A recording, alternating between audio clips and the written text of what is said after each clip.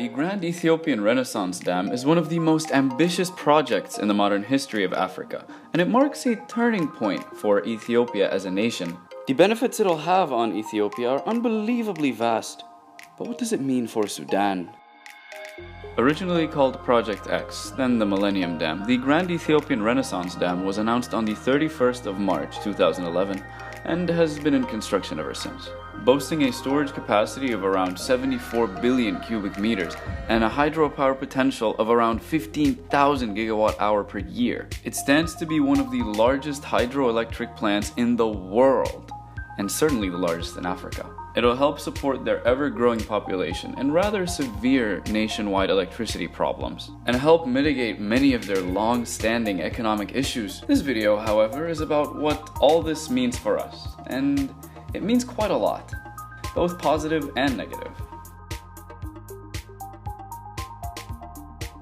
The positives can be drawn back to one main fact.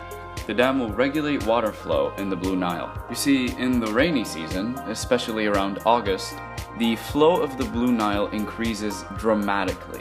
During this time, and due to the rather low capacity of Sudanese dams, we are forced to release the water, so reduced power generation, and a high risk of some severe downstream flooding. Upon the filling and operation of the dam, most of the water will be regulated. For starters, this means that our total annual hydropower generation will see a substantial increase, which could help alleviate the electricity problems that we're going through at the moment.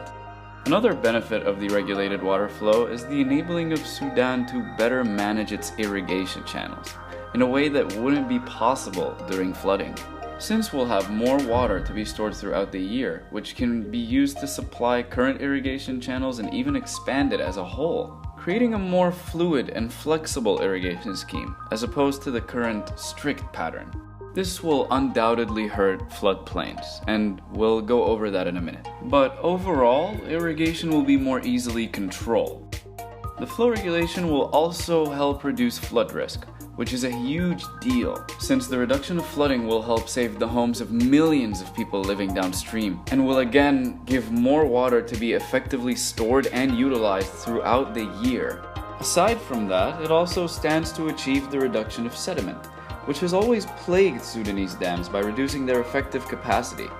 While it has, however, provided a source for natural fertilizers, the damage it caused throughout the years has cost an immense amount of time and money to help fix. Since the majority of sediment will be suspended upstream, most of it won't reach our reservoirs. The dam will also increase the navigation depth along the Blue Nile River, which means that all manner of boats and ships will be able to travel through the Blue Nile at any time during the year. Regional cooperation is also one of the greatest benefits that we can hope to achieve. Basically speaking, Sudan can import electricity from Ethiopia at a favored price, and in turn, since our lands are so rich with farmlands, Sudan can help them with agriculture, leading to mutual benefit for years to come. Those are the main advantages, but now let's talk about all the potential drawbacks. The dam will completely change the flow regime of the Blue Nile, and that does have some potential risks to everything downstream if it's not properly managed. These risks include the lives and livelihoods of millions of Sudanese people living downstream, as well as many potential environmental risks. Let's start with one of the most controversial topics surrounding the impacts of the dam, which is the reduction of floodplains. The Renaissance Dam will cause a substantial loss to floodplains, generally said to be around 50%. There are two sides to this one, however. On one hand, you have the fact that the plains will be able to be planted 3 times a year, or 3 rotations of crops, instead of just once a year during flood. On the other hand, you have to consider the average farmer who works along the riverbank and plants his crops for free using the flood waters to irrigate. Such a man will now have to use pumps for irrigation, and although the variety of crops will potentially cover the cost of the pump and fuel, it still represents a fundamental change to the work and living routine of such people, a change that many of them might not be able to afford. Now, the environmental impacts can be very substantial, as there are many aspects of the downstream environment that can be affected negatively by the construction of the Renaissance Dam. This comes down to the fact that the fundamental concept of a dam will inevitably affect the environment. since we are, after all, putting a very large wall in the middle of a natural body of water. So let me elaborate. The environmental impacts will be felt most in the Roseres and Sennar downstream area, since they are the closest to the girth. For starters, fisheries will be affected, since affecting the flow of a river inevitably affects the fish living in that river, and in turn the fishermen thriving off of these fish. There's also a risk to water quality. See, if the reservoir created by the dam is not properly managed, the water quality can deteriorate and lead to more damage to fish and even cause further sediment. The construction of the Renaissance Dam also has risks that manifest in the lives and routines of villages who depend on the river on a day-to-day basis and are at risk of, at worst, a fundamental change to their lifestyle. It also has the potential to risk forestry, as some forests who depend on flooding to thrive will now have to depend solely on the rain for natural water.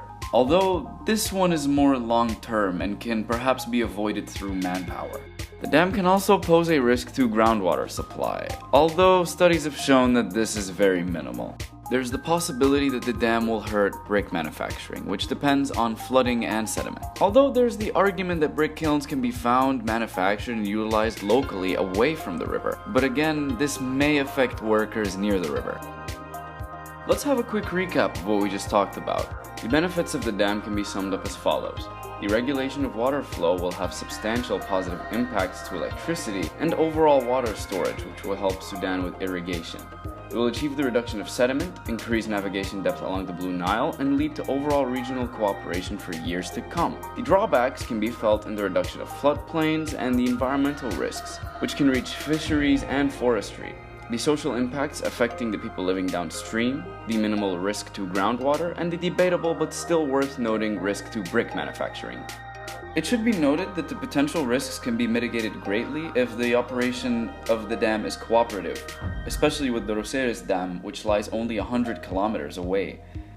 If not, then they have the potential to turn into catastrophes. Therefore, it should be stressed that an agreement of operation must be implemented between the Roseres Dam and the Renaissance Dam in order to maximize the benefits and try our best to mitigate the drawbacks. Regardless, this stands to be a milestone in the development of Africa as a continent, and we can be hopeful for a brighter future filled with cooperation throughout the regional Nile countries.